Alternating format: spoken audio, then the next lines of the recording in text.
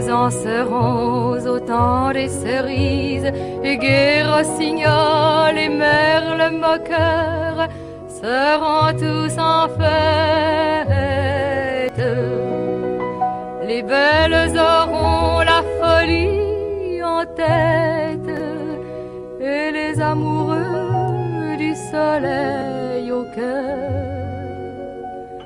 Quand nous en serons au temps des cerises, sifflera bien mieux le merle moqueur. Mais il est bien court le temps des cerises, où l'on s'en va de cueillir en rêvant des pendants d'oreilles. Cerises d'amour aux robes pareilles, tombant sous la feuille en gouttes de sang. Mais il est bien court le temps des cerises, pendant de corail qu'on cueille en rêvant. Quand vous en serez au temps des cerises, si vous avez peur des chagrins d'amour, évitez les belles. Moi qui ne crains pas les peines cruelles, je ne vivrai point sans souffrir un jour.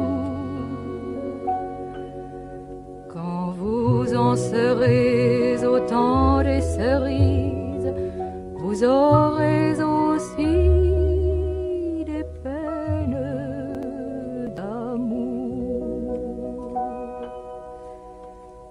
J'aimerai toujours le temps des cerises, c'est de ce temps-là que je garde au cœur une plaie ouverte. Et Dame Fortune en m'étant offerte ne pourra jamais fermer ma douleur. J'aimerai toujours le temps des cerises et le souvenir que je garde au cœur.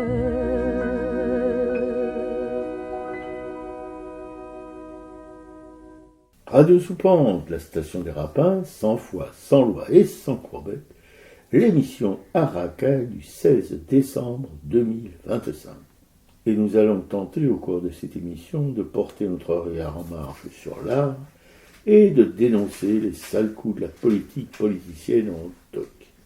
Oui, bonjour tout le monde. Cette semaine, nous ferons une rediffusion sur la fondation du Buffet pour prolonger un petit peu ce dont nous avions parlé la semaine dernière sur le chassé-croisé Niki de Saint-Phal, Jean du Buffet.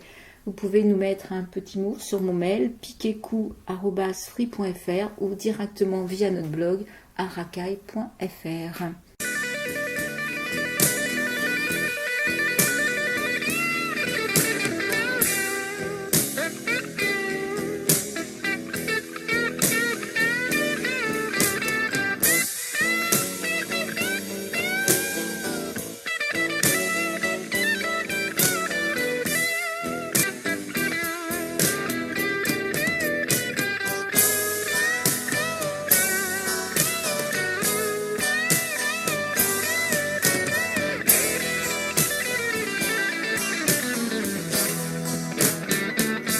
C'est le blues de la bêtise humaine.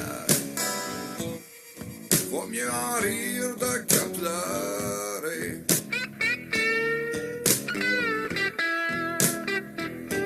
C'est le blues de la bêtise humaine, man. On trouvera jamais le temps de changer.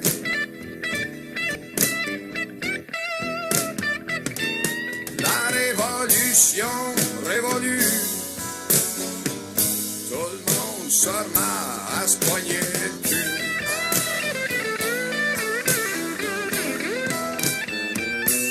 Y a rien qu'une chose qui compte sa terre, c'est l'humour rouge, jaune, blanc pis noir.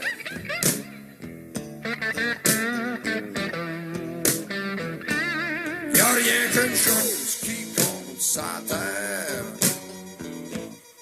c'est l'amour, l'argent, pis la gloire, le pouvoir. Les bras, faut apprendre à rire de soi-même, même si ça règle pas nos problèmes.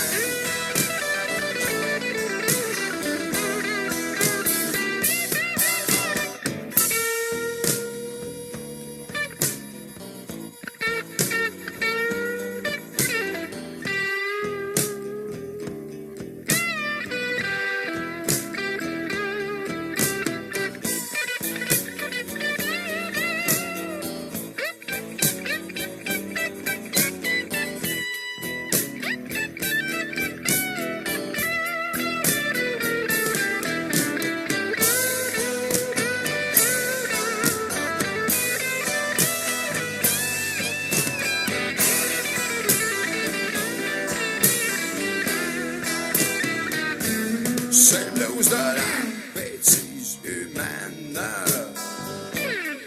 Vaut mieux en rire que broyer.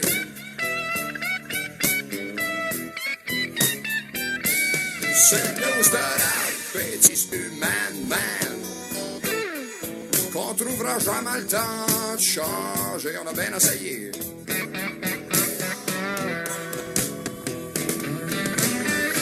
Le papa, la maman, le bébé, le papa, la maman, le bébé, la maîtresse, le chien, l'auto, la maison. Et puis la tondeuse à gazon.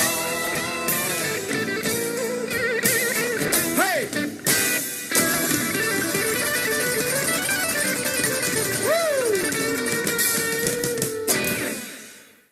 C'était le blues de la bêtise, Plume la traverse. La police des polices. Typographique. Et c'est aux États-Unis que cela se passe. Trop woke, la police d'écriture Calibri, remplacée par ce vieux Times New Roman. Vraiment? Ou bien à cause de la haine inextinguible à l'endroit de Biden, qui avait remplacé le Time par ce nouveau caractère, plus lisible car sans les empattements qui pouvaient en gêner la compréhension. Une querelle un peu dérisoire, mais sous le règne d'Ubu-Trump, le dérisoire revêt une importance démesurée qu'il faut combattre avec tous les moyens de l'État, et là, c'est le ministre des Affaires étrangères, Marc Rubio, qui s'y colle. Par chez nous, en France française, ça pourrait être une arnaque de notre ministre de la Culture, qui a un gros besoin de faire parler d'elle et de son ambition de devenir maire de la capitale, qui court de pétarade en pétarade, et haro sur le service public de l'audiovisuel qui serait plus au chaud dans la giron du privé plutôt que dans celui de l'État. Plus gros que la police Time New Roman qui doit botter le cul au Calibri? Presque. Dans la demi-mesure où tous les partis d'extrême droite et eux seuls sont reçus par l'ambassadeur Amerloc à Paris, un affairiste trumpiste qui, comme son patron, veut aider à l'installation en Europe de mouvements de masse fascistes, de patriotes, comme ils disent. Avec pour modèle l'idiot utile du capitalisme d'outre-Atlantique, Trump la mort de rire, qu'il faut une sacrée dose d'humour pour ne pas se faire éclater le dentier à force d'en rigoler. Quoique, se dérider les fesses quand on a pour horizon le retour à la case départ de la dernière boucherie mondiale. Sans mémoire le peuple chilien qui s'apprête à voter le retour des groupies de Pinochet. Et le compte est bon. Oubliez les suppliciés du stade national de Santiago, où des milliers de personnes ont été enfermées, torturées, tuées, comme le chanteur Victor Jara, dont, avant de le flinguer, les doigts ont été coupés à coups de hache, pour l'empêcher de jouer de la guitare et de chanter en paradis. Qu'en pensent les convoqués par l'ambassade de la dictature américaine à Paris, Charles Kouchner? C'est pas notre Kouchner à nous, non, c'est un autre Kouchner qui s'écrit K-U-S-H-N-E-R. Cette Amérique des libertés, responsable en 1973 de la chute et de la mort du président Allende et de milliers de Chiliens. Et, pour la plupart de ces convoqués, qui sont aussi soutenus par la dictature de Baba Yaga Poutine. Qui s'assemblent, se rassemblent, plutôt la truanderie que l'honnêteté, et abat la liberté, l'égalité et la fraternité, et tous au pas de loi. Et nous voilà repartis comme en 40, et André Dassary qui nous chante Maréchal nous voilà, et les milices, et la carlingue, et tout un grouillement de collabos, de traîtres dans la résistance qui ont perpétré des milliers de crimes, que les bannières fascistes d'aujourd'hui flottent au vent mauvais d'une réécriture de l'histoire. Les bignoles de la collaboration ont des jours radieux devant elles. Bon, il s'avère que ces gardiennes d'immeubles et collabos notoires de la police ne sont plus au boulot aujourd'hui. Par contre, des nouveaux mouchards sont venus les remplacer. Téléphones portables, ordinateurs et réseaux sociaux font ce qu'il faut, sous le contrôle des GAFAM qui sont toutes américaines. Et il y a comme un ver dans le fruit, un gros ver et un gros fruit. Alors moi je vais revenir sur la situation de prisonniers pro-palestiniens au Royaume-Uni. Je pense que c'est très peu évoqué dans tous les médias mainstream, effectivement. Donc depuis le dimanche 2 novembre, il y a plusieurs prisonniers pro-palestiniens qui ont fait une action contre Elbit Systems, donc contre une usine d'armement. Je crois qu'ils ont vandalisé des avions de la Royal Air Force et donc ont été emprisonnés et qui se sont engagés dans une grève de la faim et en fait qui sont dans un état donc très très préoccupant pour la plupart d'entre eux. Il y en a qui sont à 37 jours sans nourriture et donc il y en a d'autres qui n'ont plus la force de faire des déclarations. Il y en a qui ont été transférés d'urgence à l'hôpital en raison de signes vitaux vraiment dangereusement bas. D'ailleurs la prison, un certain lui a même interdit tout contact avec l'extérieur. Il y en a un autre qui a été hospitalisé du fait d'un taux critique de sucre et de cétone dans le sang. Un autre a été admis pour la 2e fois à l'hôpital avec des douleurs thoraciques et de vertiges. Un autre qui risque de terminer en fauteuil roulant si sa situation ne s'améliore pas. Donc voilà, ils sont plusieurs dans cette situation. Et en fait, leur détermination demeure malgré tout intacte pour exiger que le Royaume-Uni rompe ses liens avec Elbit Systems et donc mettre fin aussi à l'interdiction de Palestine Action, ce mouvement dont on demande l'interdiction au Royaume-Uni, de même que nous en France, on demande l'interdiction d'urgence Palestine. Oui, ça semble être une tradition en Angleterre depuis Bobby Sand, que Thatcher a laissé mourir en prison, mourir de faim. Ça semble être une tradition, voilà. Et c'est eux, en plus, le merdier qu'il y a au Moyen-Orient, en Palestine particulièrement, c'est eux qui ont laissé cette tâche colonialiste, voilà, dans l'histoire du Moyen-Orient. Mais c'est des fouteurs de merde depuis la Grande Élisabeth.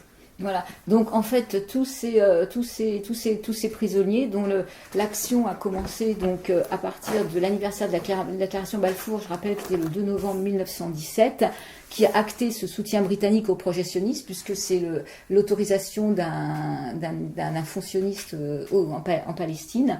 Et ils protestent donc contre leur détention provisoire dans l'affaire dite des Filton 24, c'est-à-dire cette action contre Elbit Systems, et une autre action de Palestine Action, donc ils subissent des mauvais traitements en prison, et ils revendiquent plusieurs choses, dont le droit à un procès équitable et l'abandon de toutes les charges liées au terrorisme. Parce que c'est là justement qu'ils sont accusés de terrorisme, ce fameux terrorisme contre lequel on ne peut plus rien dire. Bon, il faut rappeler, quand on parle de terrorisme, là on parle quand même de destruction matérielle. Hein. C'est comme quand on parlait des prisonniers, enfin des actions qu'on a à Sainte-Soline, où finalement ces éco-terroristes avaient simplement coupé une bâche. On n'est pas du tout dans des tirs sur des individus, quoi. Donc il y a 33 prisonniers de cette cause palestinienne qui sont en détention provisoire au Royaume-Uni. Et voilà, on ne sait pas du tout comment ça va évoluer, mais leur situation vraiment de santé commence à poser vraiment problème, quoi. Oui. Et ça, c'est important de le relayer. Bien parce sûr. que je pense que c'est pas TF1 ni France 2 ni France Info même qui vont aller raconter tout ça, quoi. Par contre, ce qui s'est passé en Australie ce week-end, là par contre ils en font des tonnes et des tonnes et des tonnes, alors que à Gaza c'est des milliers d'enfants, c'est des milliers de Palestiniens qui sont morts. Et alors là, ça fait peut-être de temps en temps l'entrefiler quelque part, mais voilà. Ouais. Il y a quand même dans l'information officielle ou pas officielle, privée ou publique, il y a quand même des choses qui sont vraiment pas jolies. Ouais.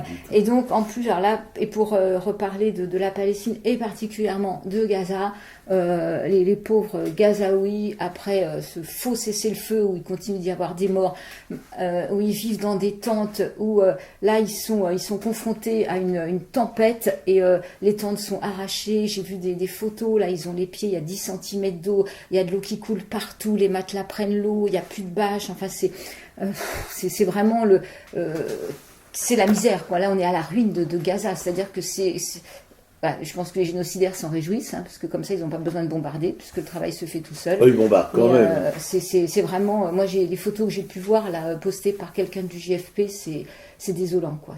Les éco-terroristes du JFP. Ouais. Mais d'ailleurs, il y a un article de l'Humanité qui a repris, justement, parce qu'ils avaient des problèmes de compte bancaire, le JFP, où le Crédit Coopératif avait clos leur compte bancaire, et ça a été repris, justement, dans un article de l'Humanité, ces histoires de comptes, où il y a quand même des banques qui refusent de faire des virements quand il s'agit d'aider la Palestine, où il y a vraiment des clôtures de comptes, quoi. C'est quand même aberrant. On n'est jamais que dans le droit humanitaire. Enfin, oui, bien sûr. Il faut rappeler que quand on défend la Palestine, on défend simplement le droit international. On défend le terrorisme. Je suis désolé, madame. C'est catastrophique d'être obligé de resituer sans arrêt, de préciser les choses. Et en parlant de préciser les choses, après avoir écouté Jean-Luc Mélenchon en commission d'enquête parlementaire sur soi-disant l'entrisme musulman en France et dans la vie publique, j'ai écouté Marine Tondelier, qui elle aussi a eu 1h40. A été convoquée par l'extrême droite. Voilà, a été convoquée par l'extrême droite, et elle souligne d'ailleurs qu'effectivement, c'est une commission d'enquête où il n'y a que LFI et les écologistes qui sont interrogés. Et par des gens d'extrême droite. Tout à fait. Et elle a été... Alors, elle fait carrément une prestation complètement différente de Mélenchon, qui lui s'est placé, comme on disait la semaine dernière, sur l'érudition. C'est un tribun, il est là, il fait un cours, il est immensément cultivé. Voilà, donc c'était très brillant. Mais j'ai trouvé Marine Tondelier excellente aussi. Elle est dans quelque chose de plus frontal. En fait, elle mâche pas ses mots. Elle est très naturelle, mais on sent que c'est quelqu'un qui a énormément travaillé, c'est une bosseuse. Hein. Elle est très documentée. Elle sait exactement ce qui se passe chez les Verts. Et à chaque fois qu'on a essayé de la coincer, elle sait exactement quoi répondre. Et elle a toutes ses notes. Moi, j'ai trouvé excellente aussi. Et alors, quelqu'un l'interrogeait, je crois que c'est pas les rapporteurs, mais ça devait être quelqu'un dans l'Assemblée, sur un article du Point qui stigmatisait, parce qu'on stigmatise énormément de toute façon les musulmanes, toutes ces jeunes femmes qui portent le voile, c'est quand même terrible. Mais qui lit le Point? C'est pas les prolos. Bien sûr.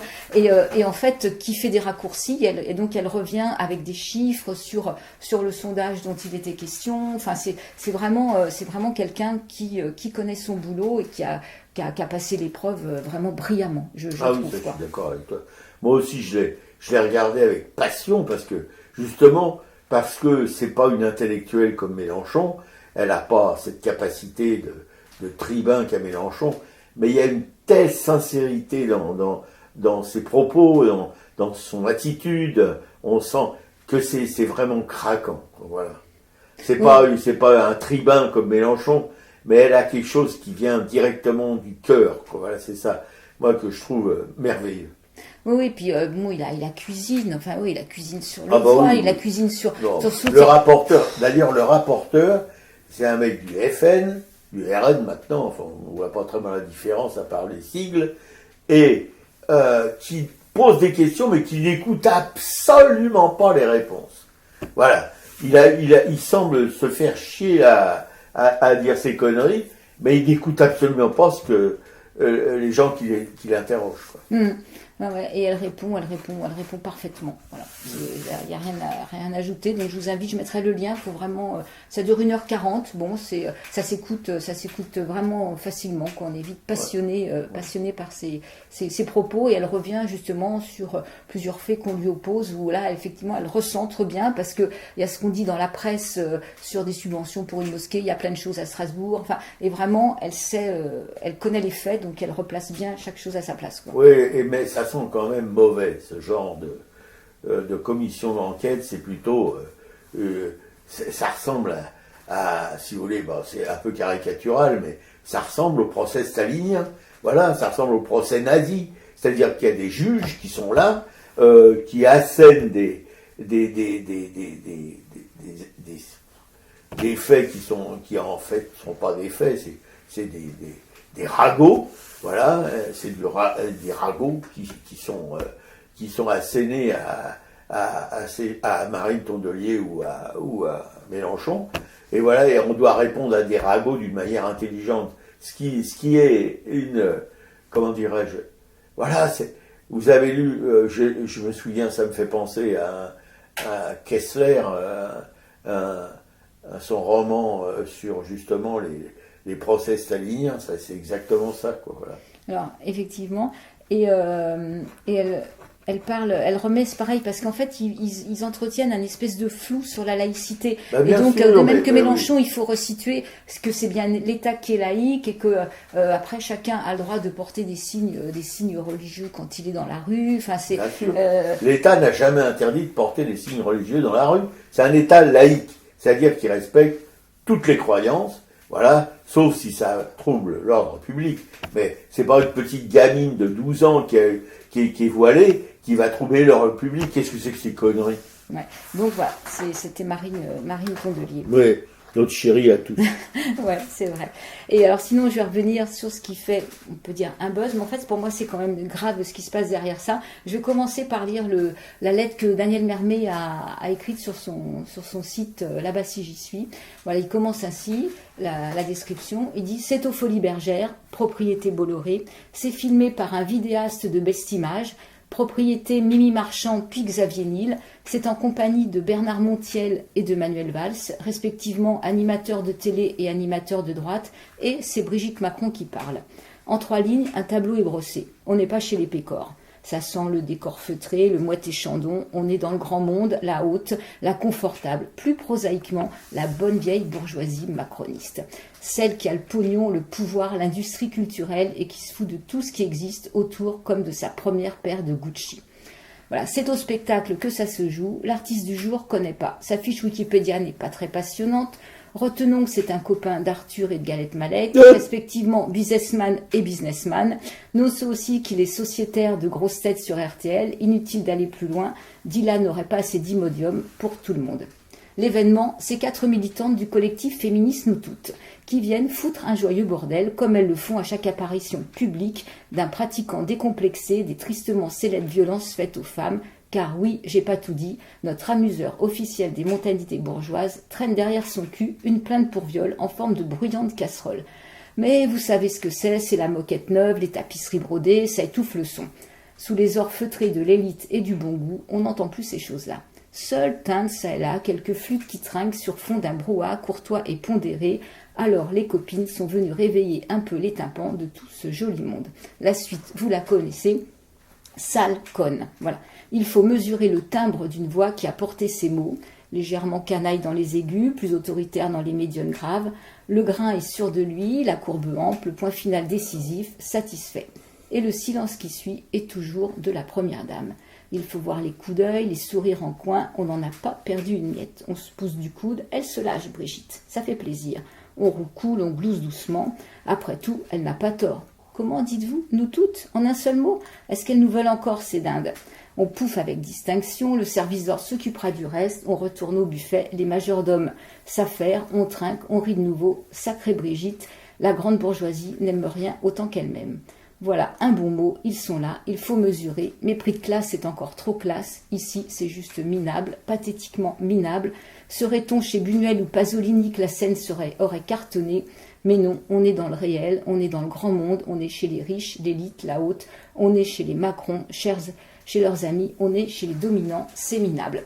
Et derrière tout ça, en fait, effectivement, ce qui se passe, c'est que ce qui a été filmé, il y a des interviews des ministres qui ont dit oui, c'est dans le privé, ça ne nous regarde pas. Non, c'est pas dans le privé, parce que ce qu'il faut rappeler, c'est que Brigitte Macron se pose quand même en femme politique, même si elle nie qu'elle ne fait pas de politique, elle accompagne son mari partout, depuis même le début de sa campagne, on la voyait quand elle était...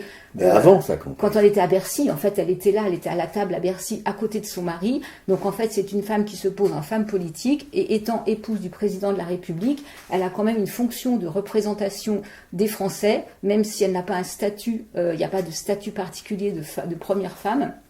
Elle a une fonction de représentation, première dame. Donc, en venant déjà à ce concert, donc c'est Harry Bittman, je ne sais plus comment il s'appelle. Voilà. Mais ça, peu importe. Elle affiche une forme de soutien à quelqu'un qui a eu un procès pour viol, avec une partie où l'accusé avait quand même un dossier médical avec des coups. C'est une jeune femme de 21 ans qui avait porté plainte. Effectivement, il y a eu un non-lieu qui a été confirmé en appel. Ce qu'il faut rappeler derrière ça. Il y a la cassation. Oui, ça s'est arrêté là, je crois. Peut-être parce qu'après, je sais pas si assez. Enfin, je sais pas pourquoi ça s'est arrêté. Peut-être que les gens ont plus d'argent. Hein. Mais en fait, ce qu'il faut rappeler, c'est qu'on sait très bien que dans les plaintes pour viol, 80% des plaintes n'aboutissent pas, parce que ici, on est dans c'est parole contre parole, et qu'effectivement, quand on n'a pas plus de preuves, qu'on n'a pas filmé la scène, on laisse, comme on arrive présumé innocent. En fait, souvent, les inculpés s'en sortent sans condamnation. Et ce qu'il faut rappeler aussi, c'est que ça arrive quand même à un moment où Macron, dans son premier quinquennat, avait fait un flanc en disant « oui, je vais m'attaquer aux violences faites aux femmes et ça sera quelque chose que je vais porter ». Manque de peau, en 5 ans, il ne s'est absolument rien passé parce que le nombre de féminicides n'a pas diminué. Il recommence au deuxième quinquennat, oui, ce sera vraiment un projet de ce quinquennat, les violences, les VSS, les violences sexistes et sexuelles. Il s'est toujours rien passé, le nombre de féminicides continue d'augmenter. Et en fait, pourquoi ? Simplement parce qu'il faut mettre de l'argent. Et tant qu'on ne met pas d'argent, effectivement, il ne se passera rien. Il faut que ces femmes puissent... Il faut avoir s'ils mettent de l'argent dans ces voyages en avion, dans ces banquets avec tous les chefs d'État du monde, etc. Ça coûte du pognon, quoi. Voilà. Donc en fait, effectivement, je trouve que c'est à ce niveau-là, et c'est pas simplement un ragot des médias, c'est que derrière ça, en fait, on pointe quand même un soutien des Macron, comme le dit Mermet, cette bourgeoisie qui est là dans son entre-soi, et quand même un soutien à quelqu'un qui est accusé de viol. Mais la Macronie s'en fiche, puisque effectivement, quand on voit que Darmanin a une casserole au cul, que en depuis fait, Benalla, voilà, c'est pas le premier. Donc en fait, voilà, il y a clairement ce qu'on dit pour faire bousser, on va s'attaquer à ça, et que derrière on met pas de moyens, et que Brigitte Macron vienne là. Alors elle a été filmée. Apparemment, elle savait qu'elle était filmée puisqu'elle est dans les coulisses et qu'elle a tout ce staff derrière elle. Sauf que je pense que ce qui n'était pas prévu, c'est le rush a pas été, c'est des rushs, enfin c'est qui sont envoyés après dans des médias et que probablement ça a dû oublier d'être coupé. Donc effectivement, je pense que quand elle dit Satcon, on va les foutre dehors, elle pensait pas que ça resterait, ça se serait filmé, que ça resterait en fait. Mais ça, c'est la Macronie, je veux dire, ça, c'est comment dirais-je, une bavure macroniste, mais depuis le début de son quinquennat, il a promis, ce qu'il a fait, la première chose qu'il a faite de bien pour les ouvriers, c'est de supprimer 5 € sur l'aide au logement. Après, il faut, si vous voulez trouver du boulot, vous traversez la rue, on est des Gaulois, donc on est des gens inconscients, etc. Il n'a pas arrêté de gaffer, comme vient de le faire sa femme. Ça, c'est dans comment ils sont mari et femme depuis un bon bout de temps, ils ont dû déteindre l'un sur l'autre comme dans les vieux couples, hein, voilà. Mais c'est la Macronie. La Macronie, il n'a fait que des cadeaux aux riches. Je sais que je radote en disant ça, mais enfin, c'est bien de le rappeler quand même. Et c'est Mermet décrit ce petit monde de privilégiés, mais d'une manière, voilà, là on sent la pesanteur, on sent la crasse, on sent toutes ces choses complètement c'est un petit peu un monde que peu de gens peuvent fréquenter, mais il le décrit d'une manière qui me stupéfie, parce que on sent le poids, on sent la moisissure, on sent toutes les saloperies que cache ce clinquant. Bravo Vermet pour cet exposé qui est... Non, mais c'est oui, c'est bien, parce qu'en fait, ce qui s'était passé, c'est que Brigitte Macron, je ne sais plus quel soir elle est venue, mais c'est les féministes de MeToo avaient déjà fait une intervention, avaient déjà interrompu le spectacle 2-3 jours avant. Donc c'est pour ça que dans les coulisses, il y a ce soi-disant comique qui est là, qui dit j'ai peur, rien que ça, elle dit mais t'inquiète pas, ces sales connes, on va les foutre dehors. Voilà. Donc avec une espèce, comme il dit, une espèce de complicité. Donc on est vraiment, oui, dans ce mépris de classe. Et en fait, qui va à l'encontre du droit des femmes. C'est-à-dire que ça, c'est pas possible. Non, mais des droits humains. C'est pas seulement des femmes, c'est les droits des êtres humains. Voilà, d'être respectés dans leur intégrité physique, comme morale, comme etc. Voilà. Mais on sait bien que, bon, on peut nous répondre que c'est la même chose dans les milieux les plus modestes, peut-être, mais dans les milieux les plus modestes, on pourrait, je dis pas qu'on doit ou qu'on peut, on pourrait excuser ces choses-là, mais dans les milieux privilégiés, là, ça devient un espèce de chose insupportable. Et alors, du coup, j'ai appris qu'effectivement, les Polybergères appartenaient à Bolloré. Ça, je ne savais pas que c'était la propriété de Bolloré. Il est dans tous les bons coups, quoi. Voilà. C'est vraiment de la haute, Enfin, et après, il faut voir le reportage où on voit justement ces femmes comme elles sont mises dehors. Ils veulent même s'attaquer à une journaliste. La journaliste, attendez, moi, c'est la presse. Mais il y a le service d'ordre tout de suite qui intervient, qui les met dehors, quoi. Et comme disent quand même ces femmes, c'est que effectivement il a eu 2 non-lieux, mais non-lieu ne veut pas dire innocenté. Ça veut dire que le procès n'a pas abouti parce qu'il n'y a pas eu plus d'enquête. Ben voilà. C'est ça. Oui, enfin.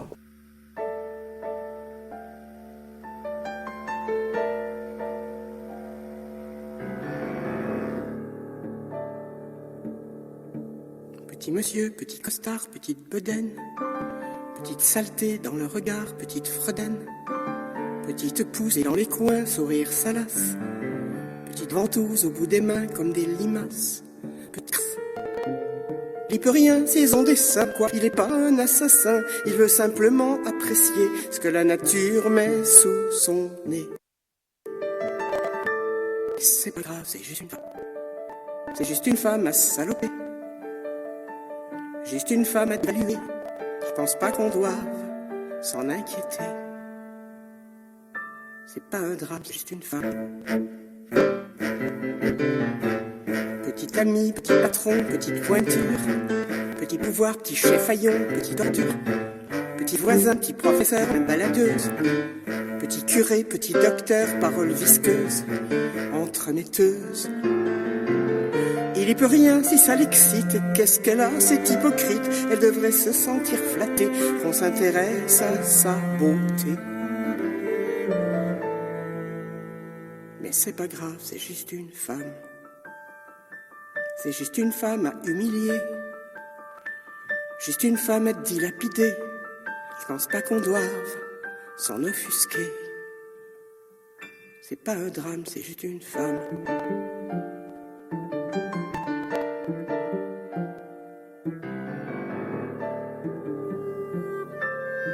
Petit mari, petit soupçon, petite incartade, petite plaisanterie de salon, petite rigolade. Fermez les yeux, on n'a rien vu, petite souffrance. Et trembler qu'une fois de plus, il recommence. Inconvenance. Quoi, si on peut plus plaisanter, on n'a plus qu'à se la faire couper. Non, c'est vrai, il est pas un monstre, et c'est l'épouse qui prend la honte. Mais c'est pas grave, c'est juste une femme. C'est juste une femme à bafouer. Juste une femme à désespérer. Je pense pas qu'on doive s'en séparer. C'est pas un drame, c'est juste une femme. Mais dès qu'une femme, messieurs, mesdames, est traitée comme un paillasson, et quelle que soit la façon, quelle que soit la femme, dites-vous qu'il y a mort d'âme. C'est pas un drame, juste des femmes.